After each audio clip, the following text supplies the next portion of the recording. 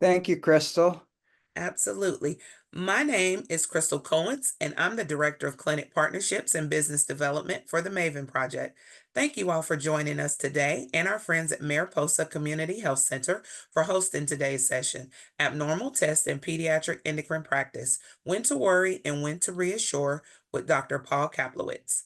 Dr. Kaplowitz is a professor emeritus of pediatrics at George Washington University School of Medicine and the Health Sciences and in the Division of Endocrinology at Children's National Hospital in Washington, D.C. Dr. Kaplowitz was on the faculty of the VCU School of Medicine in Richmond, Virginia from 1982 to 2003, and then moved to Washington to become Chief of Endocrinology at Children's Hospital.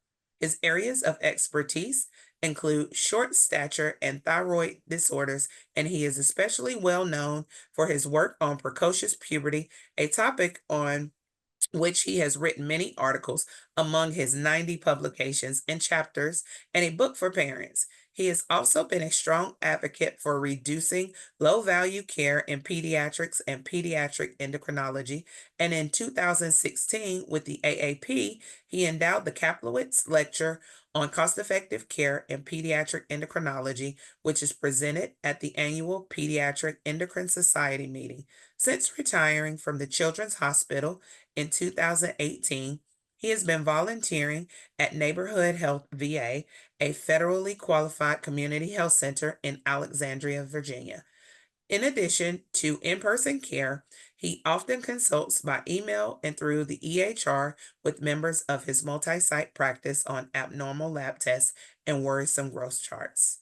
Today, I present to you Dr. Paul Kaplowitz. Thank you very much, Crystal. I'm glad to be able to share with you some of my wisdom developed over the last 40 years. So I've retired 6 years ago from children's, but I'm still, active in the field and love giving remote talks to various audiences.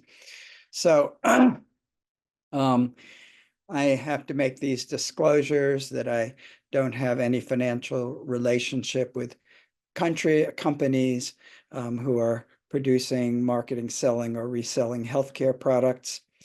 And as Crystal said, MAVEN Project is accredited by the ACCME, and you get one category, one credit for participating. So let me start by outlining objectives. I am going to discuss several cases involving somewhat or very abnormal endocrine studies to illustrate how an endocrinologist would interpret and act on the results. And this is going to be audience participation. So Crystal will, try to assess which option, the most people in your group would choose.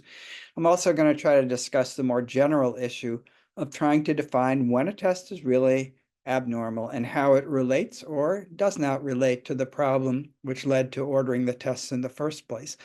And finally, I would like to be able to encourage doing less endocrine testing in the many situations where a truly helpful abnormal test is unlikely. So I'm going to start with a very common situation. A 13-year-old girl who's brought in for severe fatigue for the last 3 months. She has trouble getting up in the morning, even after sleeping 8 to 10 hours. Her appetite is fine. Her medical history is negative. She's not on any medications. Your physical exam is normal. And your routine lab tests, including, titers for EB virus, are normal. Her free T4 is normal, but the TSH is elevated. So the question is, what would you do next? Would you repeat the thyroid tests, consult with an endocrinologist, start thyroid hormone, and then try to get the patient seen as quickly as possible? Or would you tell the parents that none of the tests ordered really suggest a particular reason for their daughter's fatigue? So I'm going to wait a minute while Crystal assesses. If you could indicate which of your, which of those would be your preferred option, Crystal will let me know. Has anyone chosen an option? I see one response. Lena Bautista said option number 2. If anyone else would like to respond to the case, please drop your responses in the chat. Okay. Well, I ought to go on and tell you what I would do. Okay. So first, okay. Before I do though, I'm going to give you another case. A 10-year-old obese boy has thyroid tests to exclude hypothyroidism. His free T4 is just a little low. The TSH is normal. So your options are refer for suspicion of primary hypothyroidism with a delayed TSH rise, refer to pediatric endocrine to rule out a pituitary problem, in other words, central hypothyroidism, view the results as a benign normal variant, or repeat the tests. And if the results are the same, refer. So we have any takers on this question, A, B, C, or D? I have one D. Okay. Anyone else? I have several Ds. All right. So no C's. No Okay. C's, no takers. All right. Well, let's just review a little bit of thyroid physiology. I think many of you are familiar with this, that there's a hypothalamic pituitary thyroid axis, that the pituitary produces TSH, which stimulates the thyroid to make two hormones, T4 and the more active T3, which has effects on target tissues. But T3 and T4 also have negative feedback on the pituitary and on the hypothalamus in order to keep the situation so if everything is working properly, an illness of the thyroid will result in a low T4 and or T3, will result in a loss of negative feedback and then a significant rise in TSH, which will restore the normal levels. So about these cases, first of all, you need to ask yourself if the out-of-range results are meaningful in the context of patients' symptoms. In the case of the first one with a TSH of 6.9, that patients with true primary hypothyroidism, even mild cases, will typically have a TSH over 10, and free T4 can be low or it can be normal. But the patients with the ones that should be seen the most promptly are the ones with a TSH of greater than 20. But the symptoms are very variable, and they depend on the duration of hypothyroidism and particularly how low the free T4 is. Now, secondary or central hypothyroidism will result in low free T4 and a normal TSH. But this is really a rare situation unless there are other pituitary problems or a history of brain tumor, brain surgery, radiation. So my advice is to ignore a borderline low free T4 with normal TSH, unless the TSH is more significantly low, such as less than 0.7. In that case, it's worth doing a more expensive but accurate test called equilibrium dialysis. So I would not be concerned about the borderline low free T4 with normal TSH. We see that quite a bit. And the same with the, low, with the normal free T4 and the high TSH. We call that subclinical hypothyroidism, and it rarely progresses to true hypothyroidism. So repeating in 6 months is usually a good strategy. But you do not need to send these patients to an endocrinologist. On the other hand, one option is run it by one of our MAVEN pediatric endocrinologists, and we can let you know, what you should do. So now you see a 15-year-old girl. She complains of losing 10 pounds in the last 10 months. She's not on a diet. She's actually eating more. And she feels warm when other people in the same room do not. Her past medical history is unremarkable. So what would you look for on her physical exam? Could we get some responses?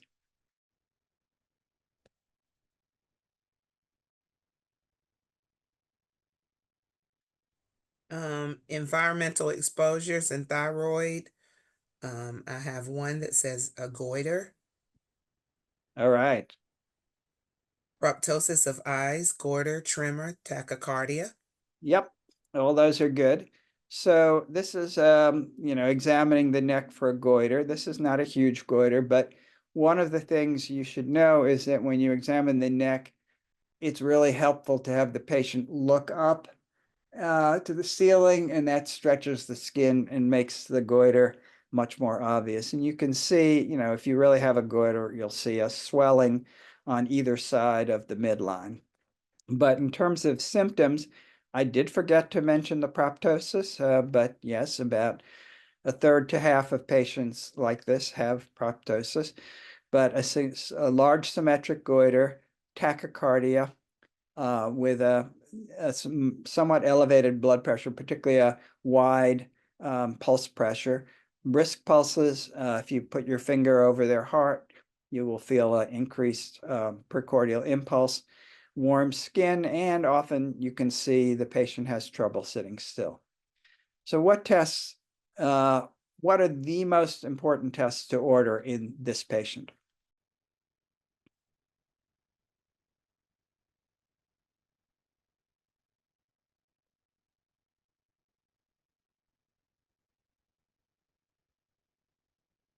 Any responses? TSH, free T4. Yep, you nailed it. All you really need to do to confirm your suspected diagnosis and get your patient in to see a live pediatric endocrinologist is the total or free T4 and a TSH. And in true cases, they will not be borderline. If this patient is hyperthyroidism, the hyperthyroid, the free T4 will be usually greater than 3, which is twice the upper limit of normal, and the TSH will be suppressed to less than 0.05. There are other tests that you can do, including T3, thyroid antibodies, imaging, but truth is that you can leave those tests to the discretion of the endocrinologist. In order to get your patient seen, and this is one case where you might want to call to say, hey, I've got this hyperthyroid patient. Can you get them in quickly? Most centers will not make your patient wait 3 months. They'll get the patient seen within a week. So the question is, when do you really need to order thyroid testing? First of all, keep it simple. For screening purposes, a total or free T4 and a TSH is sufficient. If you want to really be cost effective, you can just order the TSH and they will do a free T4 if the TSH is abnormal. So any goiter, especially if it's of recent onset, if you're following up on abnormal newborn screening results, you definitely need that. In terms of growth, it's not a common cause of short stature or poor growth, but if there's been a significant fall off of growth in the past year, yep, you should order thyroid tests. If you have signs and symptoms consistent with hyperthyroidism, as our previous patient, and in terms of fatigue, if the parents say, my child has always been tired, and there's no recent change, that's low yield. But if there's new onset fatigue, and particularly if there's cold intolerance, they feel cold when other people feel normal. But thyroid tests are really low yield when the reason for doing them is obesity, most changes in behavior. A family history of thyroid disease is low yield, and irregular periods will generally not be helpful as a reason for ordering thyroid tests. So that brings us to the next question. Should you do endocrine labs as part of an obesity workup? And, as you may know, hypothyroidism and other endocrine disorders, for example, Cushing's disease, are very rare causes of obesity. Even in severe hypothyroidism, weight gain is modest. It's in the realm of 5 to 10 pounds. And it's really due to fluid retention. So you often see a kind of a puffy face and not excess fat. And there was one report from Germany where only 0.3% of patients evaluated for obesity had hypothyroidism. And my guess is that many of those had the mild form that, treatment is optional. So the crux of the problem is that we often see patients who present with non-specific complaints such as fatigue or common problems such as obesity that really do not point to a specific medical explanation. But in hopes of finding such an explanation, a large number of tests may be ordered to make sure we aren't missing anything. In addition, metabolic panels and CBCs are sometimes ordered for screening purposes even when there isn't a complaint. And then when one of these tests is mildly abnormal, should we assume that the abnormal test is clinically significant and/or the cause of the child's complaints? So the problem with interpreting lab tests is that the boundary between normal and abnormal is much fuzzier than many clinicians are aware. So the definition of normal in most labs is the 95% confidence interval. What does this actually mean? It means that a test falls outside the zone where 95% of normal values reside.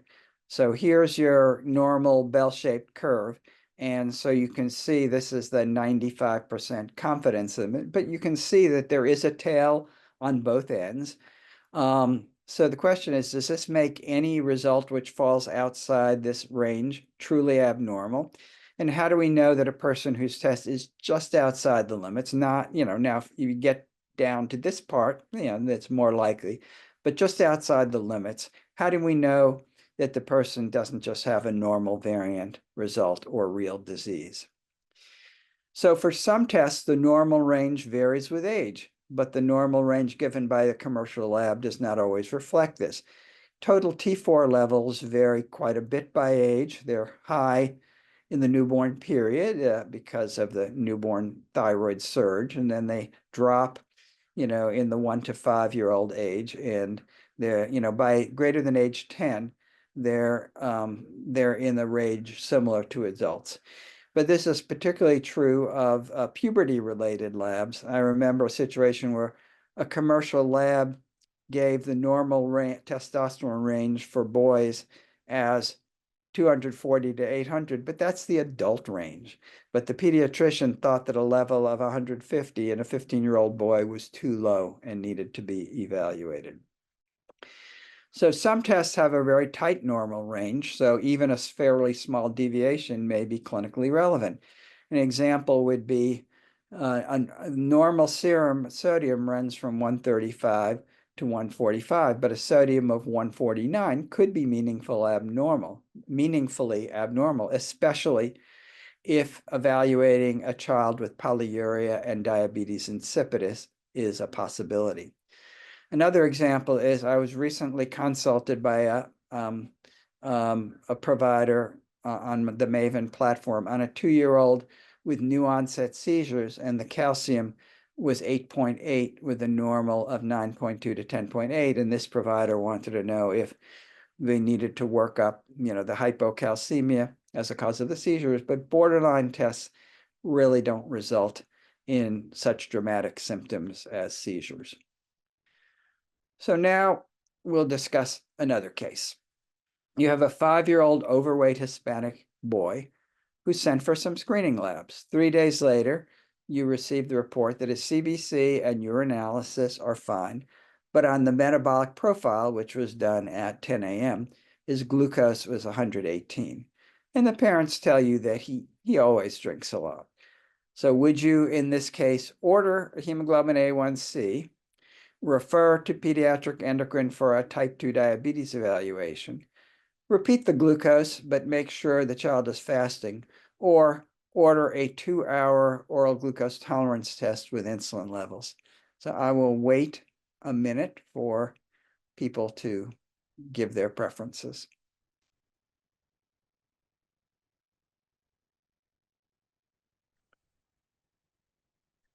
Someone said A plus C. A plus B, okay. So they selected both. Any other takers? That person also said there's a high prevalence in their population. Someone else selected A. Okay. All right, well, let's see what the endocrinologist thinks. While type 2 diabetes is becoming increasingly common in obese children greater than 10, it rarely presents as young as age 5, and that has to be extreme obesity and strong family history. A random blood glucose of 118 is likely to be normal if the child had consumed a lot of carbs 1 to 2 hours early, and that's why the timing of the test is important. It was done at 10 a.m.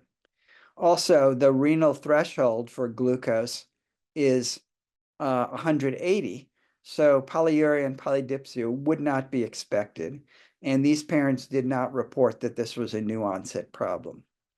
So this is really unlikely to represent diabetes, but fasting glucose is the best follow-up test.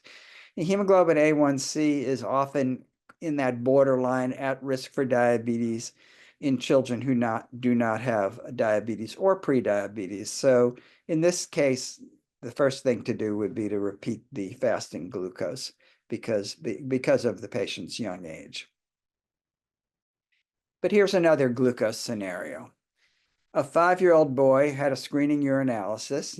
We don't do them, but routinely, but some providers still do them. But this time they found some glucose and they did a random glucose. It was not fasting and it came back 225. The parents do not give any history of polyuria or polydipsia. So how would you proceed in this case? Have I stumped them? I believe so. I have one that says A and B, one response that says C. All right, let's see what. So first of all, things to consider. A random blood sugar of greater than 200 is really diagnostic of diabetes, even in the absence of symptoms. If your blood sugar is 150 to 200, that's suggestive. Unless the child is on meds such as high-dose steroids, which can transiently elevate blood sugars. And in a 5-year-old, particularly one who's not obese, this is most likely early type 1 diabetes. So during the time it will take you to schedule and review the results of an OGTT, your patient could become sick. Usually it takes a while, but it's certainly within a couple of weeks, this patient can go from asymptomatic to symptomatic. So having a pediatric endocrinologist involved will make sure that definitive testing, which could include fasting glucose and OGTT, but particularly and hemoglobin A1C, in this case, should be done promptly and acted upon. So this is a sort of a red flag situation. Okay, let's move on to a puberty issue. So you have a 7-year-old girl who's found on her well child check to have pubic hair, Tanner stage 2, as well as underarm odor for the past 6 months. Her height is at the 90th percentile. Weight is 95th percentile, and there is no breast development. The genital exam is normal, except for the pubic hair. The parents don't seem particularly worried. What would you do next?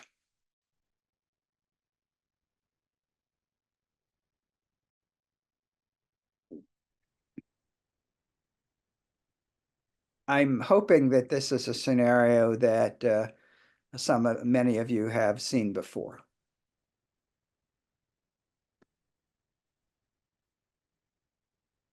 I have 4 that was selected. A 4 that was selected? Correct. Okay. Any 2. one? A 2? Okay. Okay. Oh, 4 and a 2. Anything else? I think that's it. Okay. Well, let's say you decide on option 2. So you get the DHEAS, which is increased for age. The 17-hydroxyprogesterone is normal. The testosterone is borderline. So then the question is, what would your next move be? Would you tell the patients that the tests are about what you expected, but you want them to see a specialist to be sure? Would you order a CT scan of the adrenal? Or would you ask your local pediatric endocrinologist to see your patient right away because you're worried about a adrenal tumor? Any responses? I think you may have stumped them on this one. Okay. So this is a classic case of premature adrenarche, which we consider a benign normal variation of puberty when pubic hair and often body odor appears before age 8 in a girl, before age 9 in a boy. Typically, the only abnormal lab finding is an increase in DHEAS, which is the major circulating adrenal androgen. LH, FSH, and estradiol really should not be ordered unless there is also breast tissue. Certain commercial labs will give you inaccurate results for testosterone. Virilizing tumors or congenital adrenal hyperplasia causing early pubic hair is extremely rare, but you should be worried if the girl, in addition to pubic hair, has a large clitoris. So that the question really is, do you need to do any of these tests? And, since, I have a vast experience with this and have never seen a benign case like, a case like this turn into something serious, I, as the provider, would not order any tests at all, but try to reassure the parents that this is a benign normal variation of puberty. So, but if you haven't seen a lot of these cases, the safest thing to do is not order any tests. Send them to the pediatric endocrinologist who, if they're like me, will not order any tests, but may order the tests, but also send them the growth chart because it's much more worrisome if you have the pubic hair and growth acceleration. All right, let's move on to a vitamin D issue. So you're seeing an overweight 10-year-old and you decide to screen him for vitamin D deficiency. The 25 hydroxy vitamin D level comes back as 20, and the lab normal range is said to be 30 to 50. On his metabolic panel, his calcium and his alkaline phosphatase are normal. So which of these options would you take? Prescribe 50,000 units of vitamin D weekly for 8 weeks. Assess his vitamin D intake from milk or multivitamins, and if it's low, suggest a daily vitamin D supplement. Or would you say that his vitamin D level is fine and do nothing? Someone said depends on when checked, You mean at the summer time? or winter. Yeah. Yeah, I mean, this is correct that, because vitamin D is produced in the skin in response to sunshine. Yeah, you might want to consider, let's say this is in the spring. I also have options 1 that were selected and option 3. Okay, so let's see what the experts say. And here's a problem. The Endocrine Society a while back recommended that 25 hydroxy vitamin D levels should be greater than 30, but most experts feel that any level greater than 20 is adequate, and that evidence of vitamin D deficiency, which is what you're really more concerned about, are rare unless vitamin D levels are less than 12. And the Endocrine Society really has now backtracked and said, we've reviewed the evidence and we really can't find a vitamin D level which reliably separates people, who are normal and people who are deficient. So the question is, when should you be measuring vitamin D a lot? And there are times when vitamin D is really, really helpful. If you're dealing with an infant that was found to have hypocalcemia, this is often, patients who are in the hospital, like having a seizure, and very low calcium, but especially in breastfed, dark-skinned infants who are not on vitamin D supplementation, or if there's evidence of rickets on the exam, widened wrists, bowing. But for other patients, including obese patients, it's really best to assess milk intake and sun exposure and advise a daily vitamin D supplement, which is, well, reviewed recommendation if you think that the vitamin D levels might be low. And you think about cost effectiveness. Vitamin D is inexpensive. You can get it at the pharmacy for not much. You can go online, and the online pharmacies, vitamin D is really, really cheap.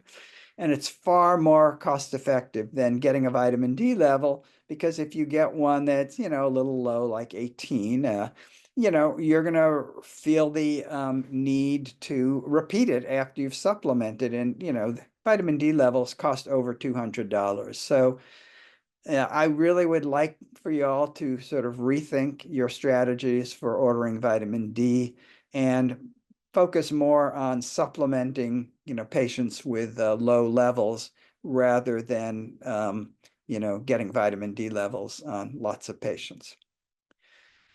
So let's talk about test ordering and the cost of healthcare. Ordering more tests than is necessary is one of the main contributors to the rapid rise in healthcare costs, and it really doesn't make children healthier.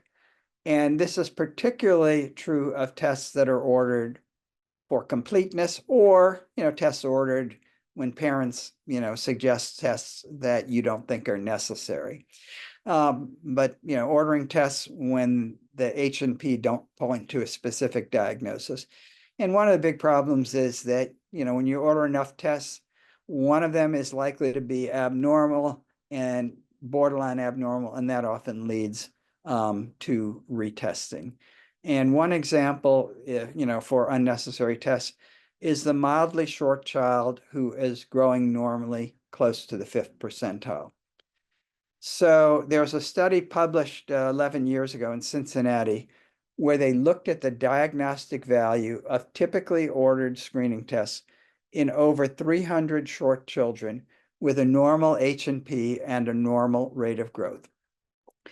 And they only found one patient, and this patient was not just a little short, who had a lab test that was clearly related to his short stature. And that was the patient had a very high tissue transglutaminase IgA, which led to the diagnosis of celiac disease. So my advice is, for patients who are,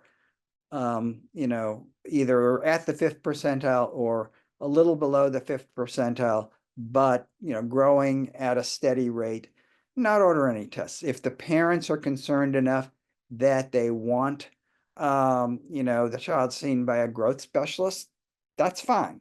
But let the growth specialist decide on which tests to order. Don't, try to anticipate what they would do, because none of this is, an urgent.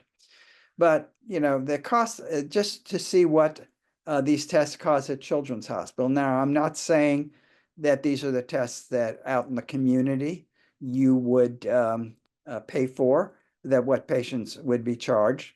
But these are some very high numbers. I was stunned at what a comprehensive metabolic profile. And one of the things that I want you to notice here is the difference between the cost of a free T4 and a total T4. So if you're, don't have a high index of suspicion for a thyroid problem, but just want to, check it out, you can get a total T4 for more than $100 less than a free T4.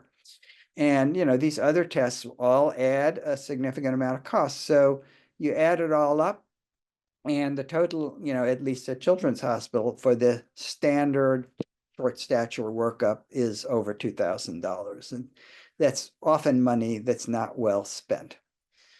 So here are some of my final thoughts on abnormal lab tests. Is, that there are so many abnormal test results because many tests are ordered for patients with weight issues, mild short stature, fatigue, and other nonspecific complaints. And remember that 5% of healthy kids will have values outside any lab test's normal range.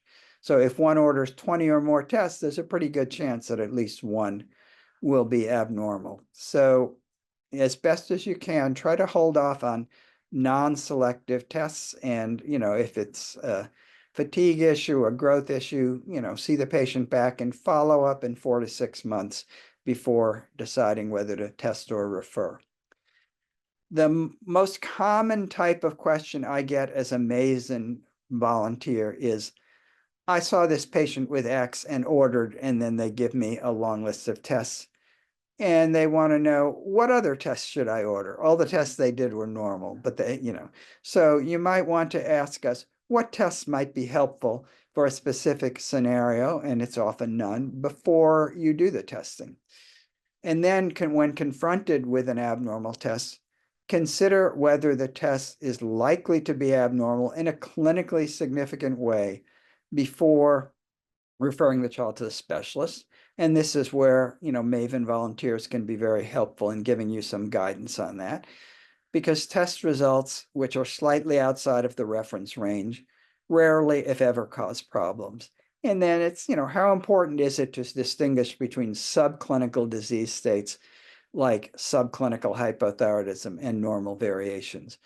On the other hand, if you have a test result way outside the normal range, like a TSH of greater than 20 or less than 0.01, that's a different story.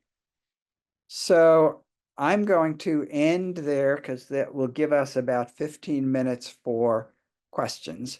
And I'd be happy, for you to ask anything. I have not covered all of the issues that you may encounter, but would be happy to answer any questions that you might have. Dr. Kaplowitz, thank you so much for that amazing presentation. Very informative.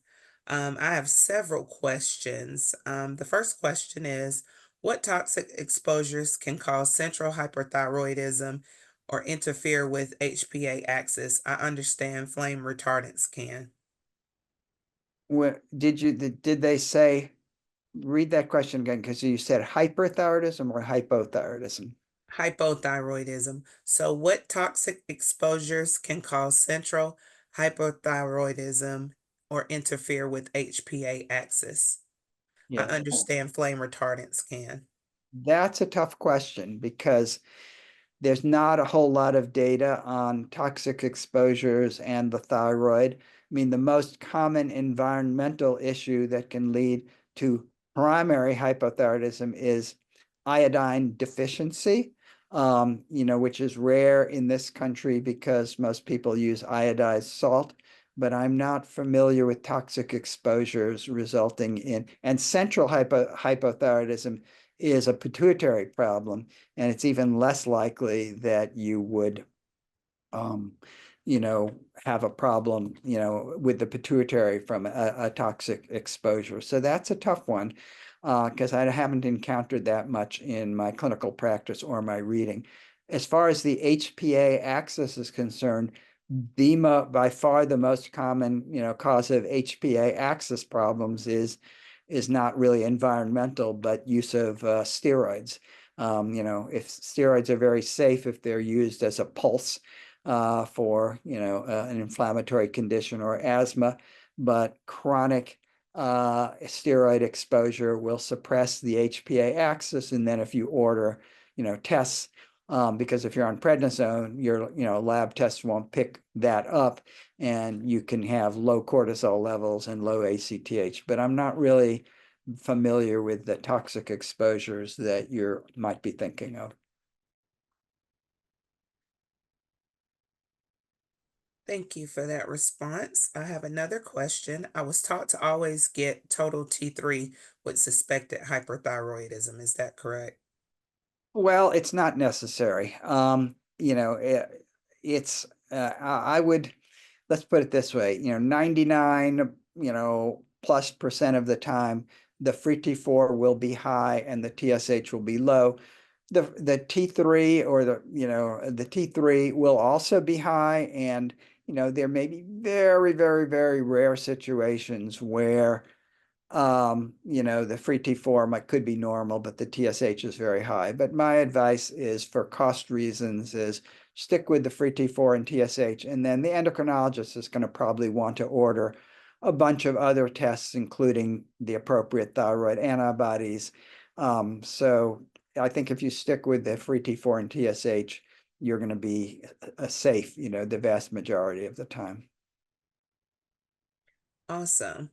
Do you ever check thyroid studies for chronic constipation or only in several other symptoms? Yeah, that's a good one because chronic constipation is I should have, listed that as among the reasons not to order a thyroid test because, constipation is a pretty common problem and it's often chronic. But if you, and it is true that moderate to severe hypothyroidism can lead to constipation, but as your question alluded to, if it's severe enough to cause constipation, there are going to be other signs and symptoms such as a goiter, decreased energy, feeling cold, things like that. So as an isolated finding, I would say no, but if it's present with other symptoms, suggestive symptoms that might move you in the direction of, yep, we should order thyroid testing. So that's a good question. Any thoughts about rising prevalence of endocrine disruptors like bisphenols and dropping age of puberty, rising obesity, etc.? Yes, that is a topic of intense investigation. The bisphenol A and other, chemicals, particularly the PFAS, the forever chemicals, have been associated with increased risk of obesity. Bisphenol A can be in, plastic bottles. So if you drink a lot of water from, plastic bottles that have been sitting around, particularly if they're sitting in the sun, that can, give you a high exposure to bisphenol A. And PFAS is also, it's pretty much everywhere.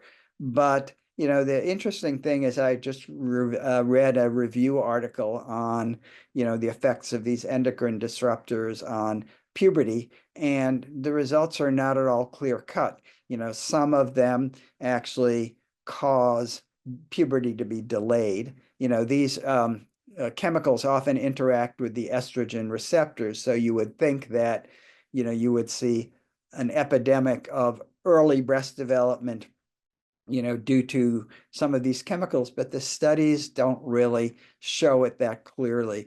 And it may be that it's not exposure to one chemical, but a combination of endocrine disrupting chemicals that can disrupt puberty. But I have to say that from what I've read recently, there are just as likely to cause delayed puberty as early puberty.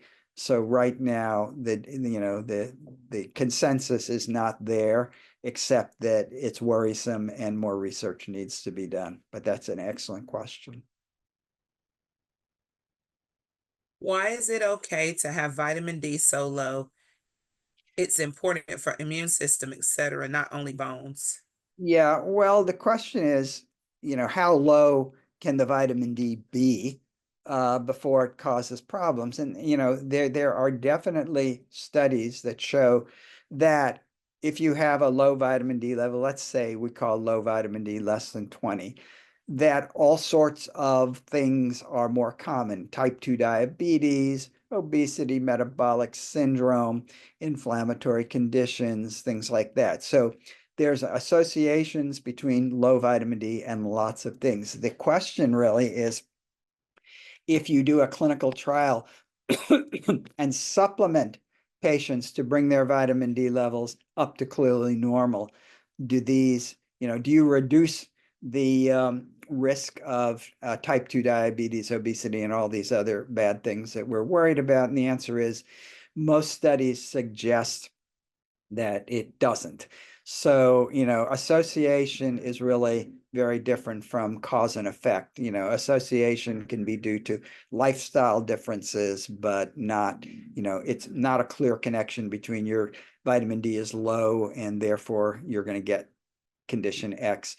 And, the question is, and so, that's why I propose, we know that vitamin D is important for bone health. We also know that vitamin D levels lower than, people are often comfortable with are not associated with any bone problem that we can detect. A vitamin D level between 15 and 20 is Rarely going to cause problems. But yeah, if you happen to do a vitamin D level and it's 12 or 10 or whatever, you should definitely be aggressive in supplementing. But I think the better approach is to say, let's look at the diet and see if this kid might have a low vitamin D, and then, preventively make sure that the patient is getting a vitamin D supplement or drinking more milk. Very good question.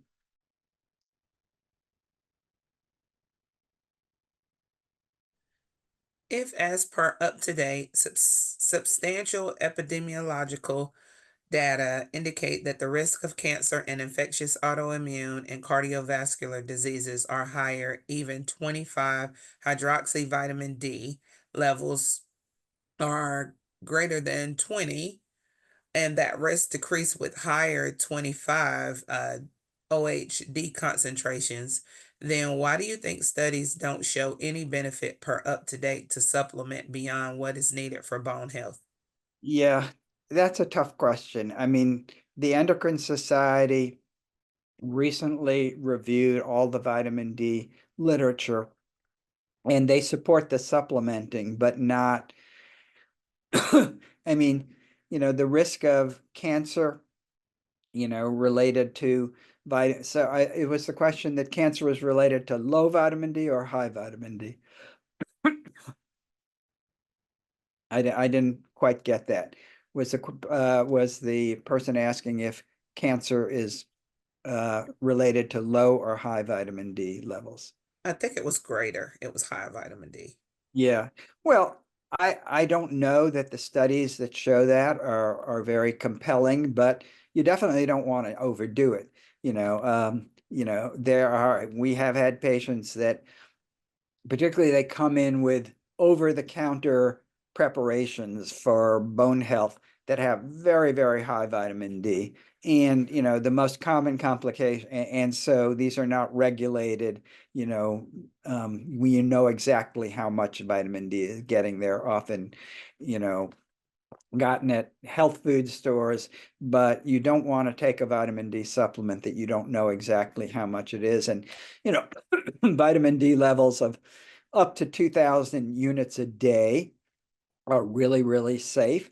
You go much above that, 5,000 probably, but you go up to 10,000 units a day, which is way more than people need, and you can get hypercalcemia because of overabsorption of calcium from the gut, and there you've created a problem. But I'm not really familiar with the connection between high vitamin D and cancer.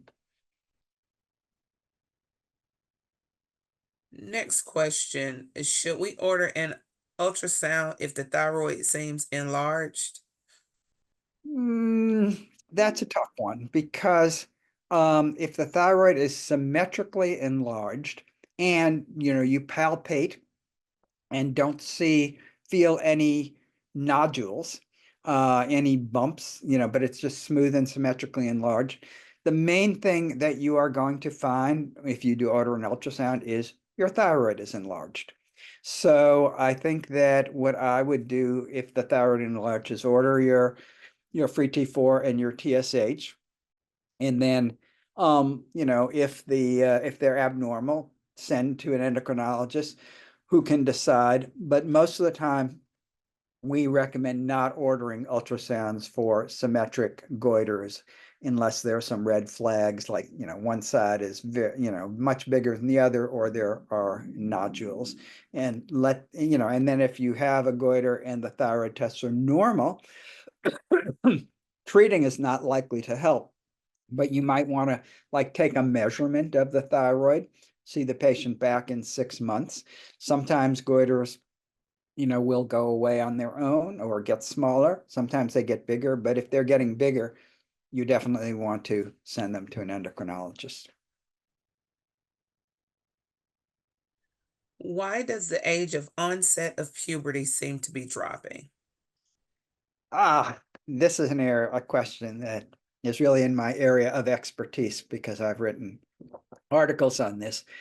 And there's no one answer, but I think we know that the epidemic of obesity is part of the problem. Before the the 1970s and 1980s, obesity was fairly stable, and not that many kids were developing puberty before age 8. But now we're seeing so many obese kids. And yeah, if you're obese, your risk of developing either early puberty or premature adrenarche, the early onset of pubic hair, has been shown to be higher. But there's also a few studies. There was a study from Denmark that suggested that puberty was getting somewhat earlier in Denmark, and it wasn't related to, the increased levels of obesity. So there may be other factors, and this is where, endocrine disruptors could play a role. But I think the biggest reason is obesity. But having said that, one of the things that is problematic is that if you have an obese 7 or 8 year old who you think have breasts, it could be just fat tissue. And so one of my tricks is to examine the patient in the sitting position, and you'll see what looks like breasts. And then you lie them down, and the breast tissue kind of melts into the rest of the chest. And then you feel under the nipples. And if it all feels the same, it's probably fat. If you feel definite, lump of firmer tissue this big, then it's probably breast. But, it is challenging sometimes, in obese kids to distinguish breasts from fat.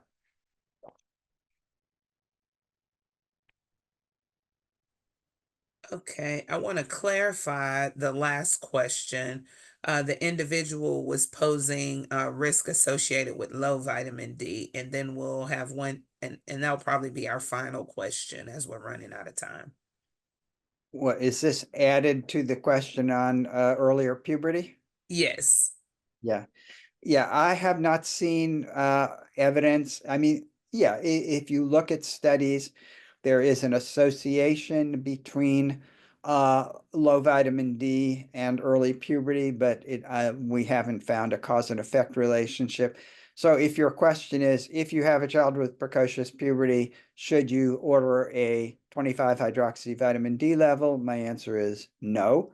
If the patient's vitamin D intake seems to be low, you can order a 400 to 1,000 unit supplement, but I don't think the connection between low vitamin D and early or puberty is been well established.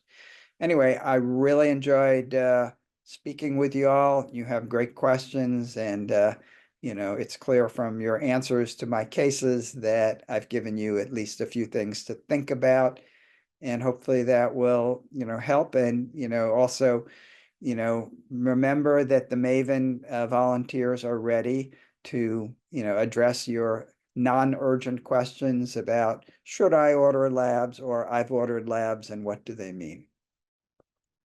Well, thank you so much again for a wonderful presentation, Dr. Kaplowitz. Have a great day.